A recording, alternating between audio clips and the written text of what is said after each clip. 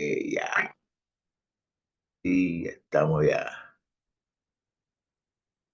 Ya estamos ya. Ok. Sí, sí, sí, ya estamos ya. Ya estamos ya. Ok. Vamos a hacer otra cosita aquí así.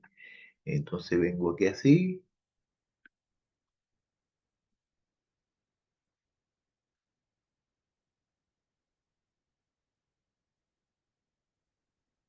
No me gusta así. No me gusta así.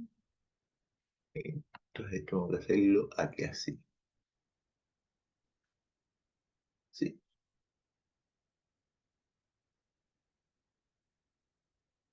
Bueno, buenos días, buenos días. Hoy es lunes 11 de noviembre y vamos a estudiar el libro de Juan, empezando en el capítulo 1 del versículo 29 al 34.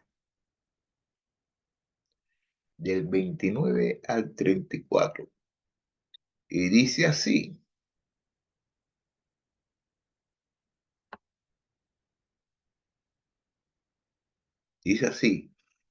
29, versículo 29. Al día siguiente, Juan vio a Jesús que venía hacia él y dijo, ahí está el Cordero de Dios que quita el pecado del mundo. Este es el pecado de Dios que quita el pecado del mundo. Este es aquel de quien yo dije, después de mí vino un hombre que es antes de mí, porque era primero que yo. Yo no lo conocía, pero para que él fuera manifestado a Israel, por esto yo vine bautizando en agua. Juan también dio testimonio diciendo, he visto al Espíritu que descendía del cielo como paloma y se posó sobre él. Yo no lo conocía, pero él que me envió a bautizar en agua me dijo, aquel sobre quien veas el Espíritu descender y posarse sobre él, este es el que bautiza en el Espíritu. Yo, y yo lo he visto y he dado testimonio de que este es el Hijo de Dios. Bueno, bueno, bueno, bueno.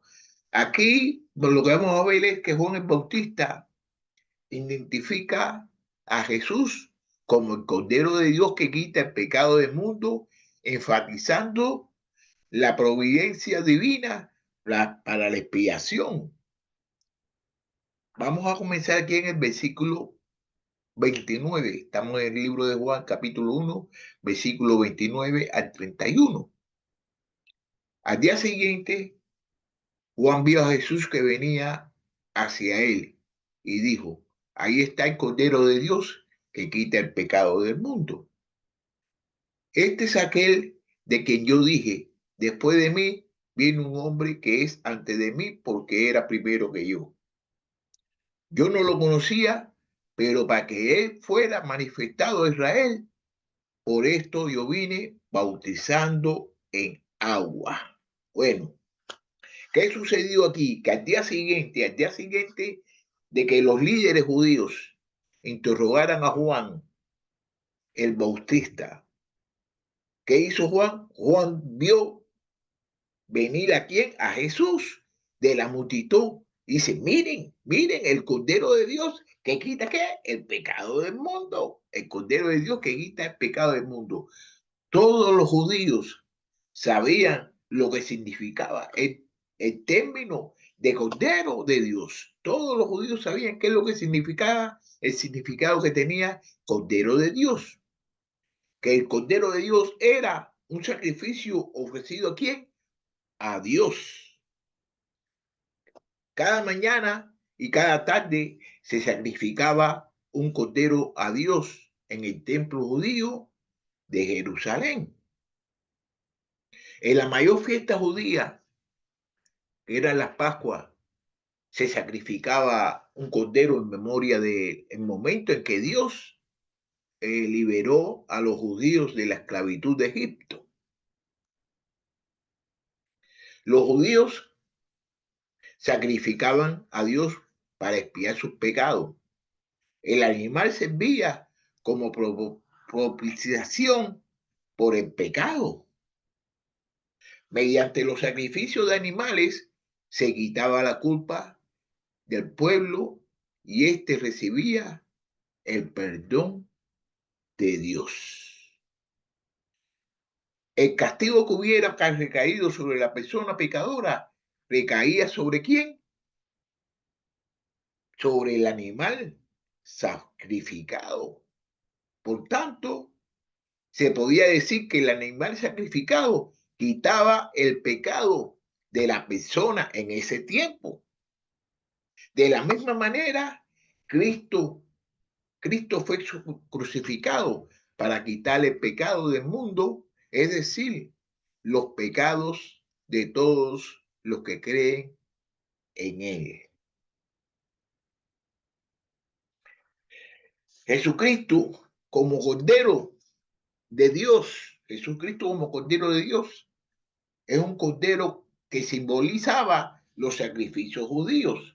Los sacrificios judíos que se lo podemos ver en el libro de Éxodo, capítulo 12, versículo 3 al 4. Y dice así: hablen a toda la congregación de Israel y digan: el día 10 de este mes cada uno tomará para sí un cordero según sus casas paternas, un cordero para cada casa. Pero si la casa es muy pequeña para un cordero, entonces él y el vecino más cercano a su casa tomará uno según el número de personas, conformes a lo que cada persona coma, dividirán ustedes el cordero. Bueno, aquí también vamos a ver, aquí también en el libro de Éxodos, capítulo 12, versículo 21.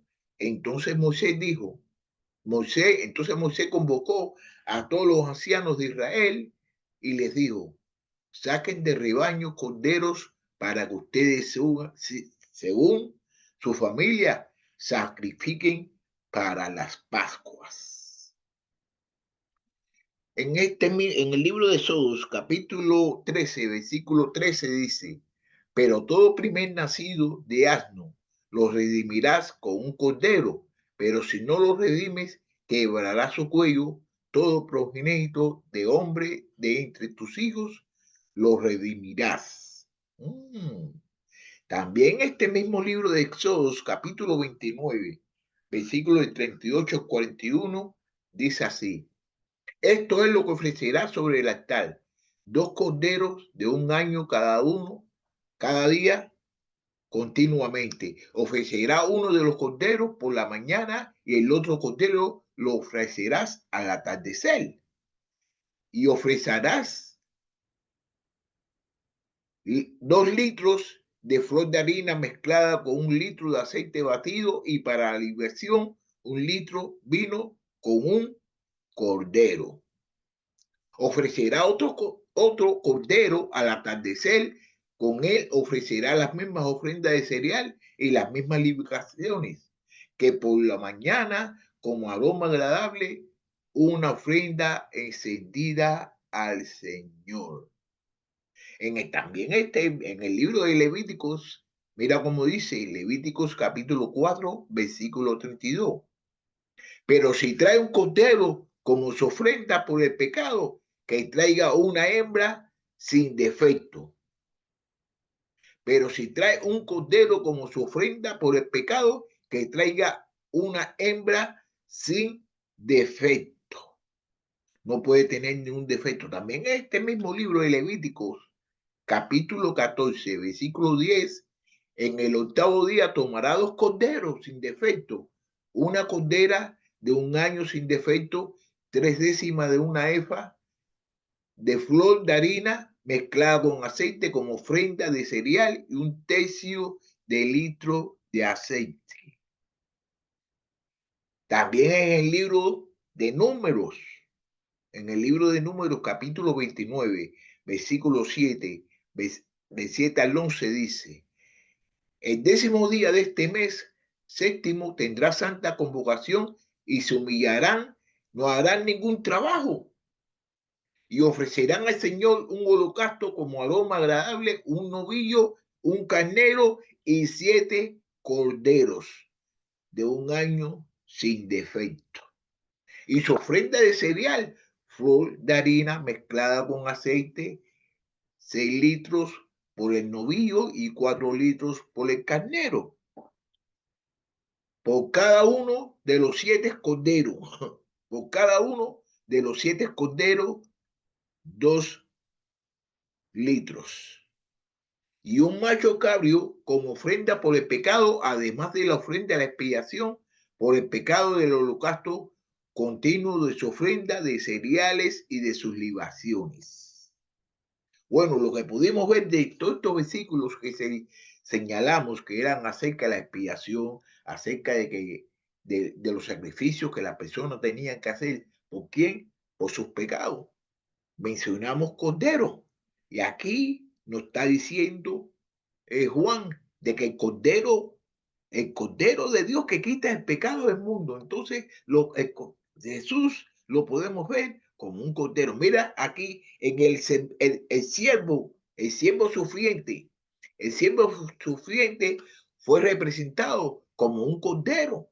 Eso lo podemos leer también en el libro Un Cordero Sacrificial. Eso lo podemos leer en el libro de Isaías, capítulo 53. Pero es mucho, entonces yo no lo voy a leer. Pero Jesús tomó sobre sí todo el rico simbolismo del sacrificio judío, muriendo como el Cordero Pascual. Jesús tomó el simbolismo de todo el sacrificio que hacían por los pecados en ese tiempo los judíos, lo tomó Jesús en su carne. Jesús sacó a los israelitas de la esclavitud, del pecado, sufriendo como el siervo por los pecados de muchos. Y no obstante eso, a los, a los judíos y a los israelitas, sino también a todos nosotros. Por medio de Cristo, el Cordero, la expiación está disponible. Dios elaboró un plan de regeneración. ¿Qué hizo? Introdujo el sistema de sacrificio del Antiguo Testamento para ayudar a las personas a conocer su necesidad de salvación y los medios para restaurar una relación correcta con Dios. ¿Qué hizo? Envió a Juan para preparar el camino para Jesús y dar testimonio de él. Él envió a Jesús para cumplir lo que el sistema de sacrificio introdujo, una relación salvadora con Dios. Juan Bautista señala a Jesús como el Cordero de Dios, que hace expiación por el pecado del mundo. Vamos a ver lo que dice el libro de Levíticos, capítulo 1, versículo 4. Pondrá sus manos sobre la cabeza del holocausto y será aceptado para expiación suya.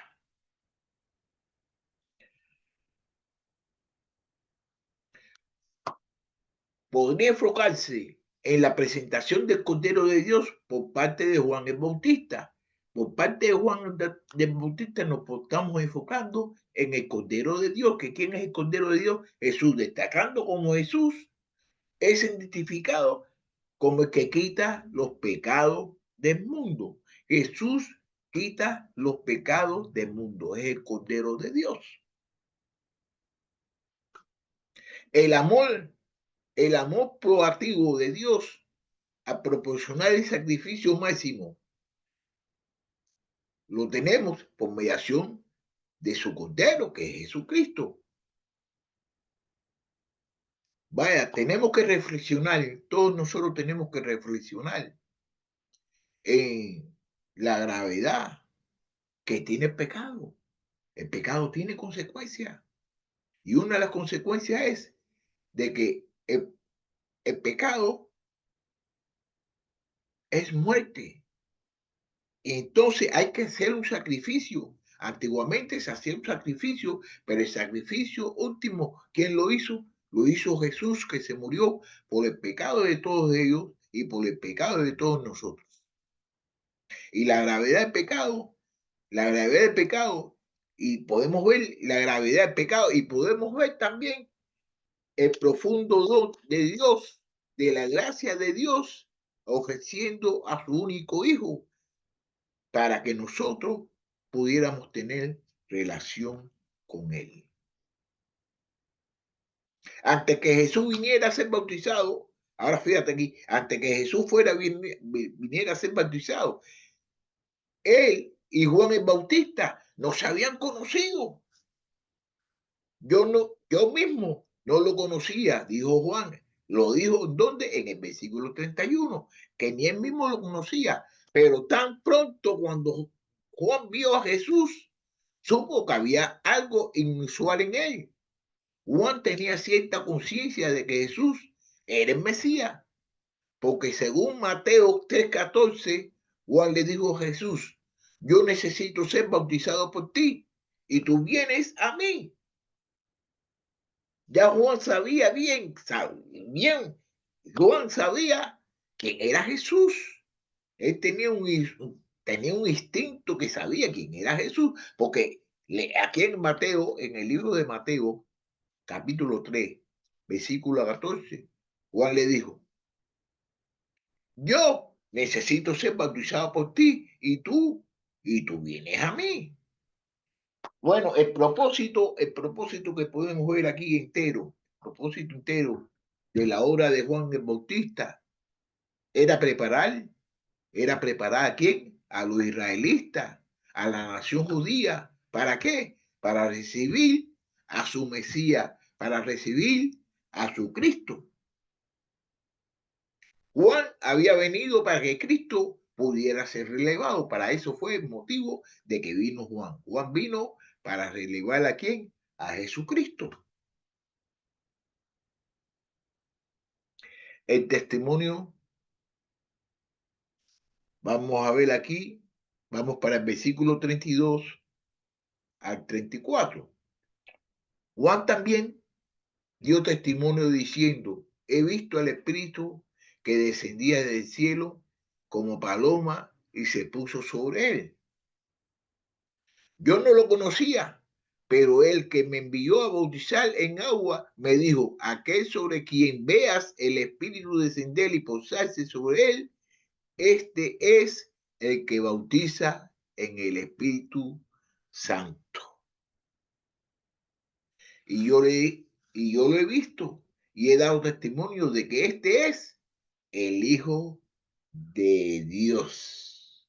Bueno, aunque Juan reconoció a Jesús antes de bautizarlo, solo después del bautismo supo plenamente que Jesús era el propio Hijo de Dios. Juan reconoció antes de bautizarlo de que Jesús era el que tenía que venir. Jesús antes de bautizar, y solo en el bautismo fue a donde él reconoció plenamente que era el Hijo de Dios. ¿Supo esto? ¿Cuándo lo supo? ¿Cuándo lo supo? Lo supo cuando vio al Espíritu Santo descender sobre Jesús en forma de una paloma. Vamos a ver lo que dice el libro de Marcos, capítulo 9, capítulo 1, versículo 9 al 11. Sucedió que en aquellos días Jesús vino de Nazaret, de Galilea, y fue bautizado por Juan en el Jordán. Inmediatamente al salir del agua, vio que los cielos se abrían y que el Espíritu descendía sobre él como una paloma. Y vino una voz de los cielos que decía, tú eres mi Hijo amado, en ti me he complacido. Mira aquí lo que dice en el libro de Lucas, capítulo 23, del 21 al 22. Y aconteció que cuando todo el pueblo era bautizado, Jesús también fue bautizado. Y mientras él oraba, el cielo se abrió.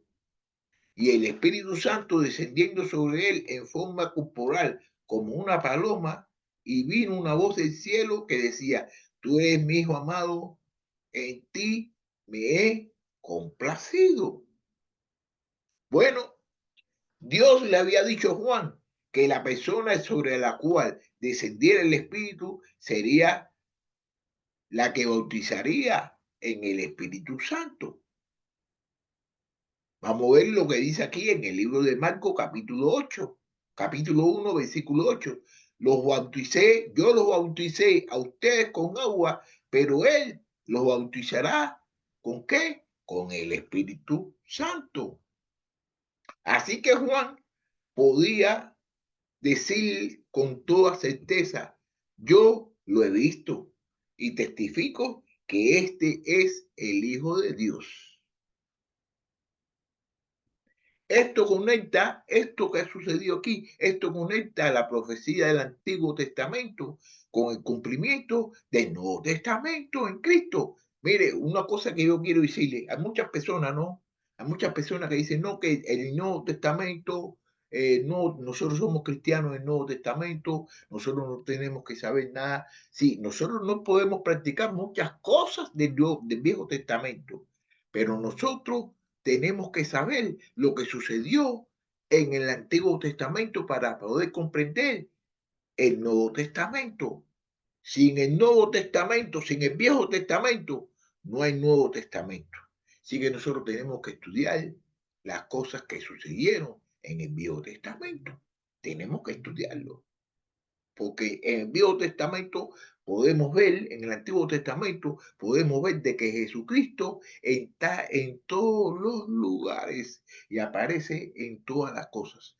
Aunque usted no lo crea, ahí está Jesús. De todos modos, ahí está Jesús, porque Jesús es Dios. ¿Ok? Sí que tenemos que estudiar el Viejo Testamento. Tenemos que animarnos, tenemos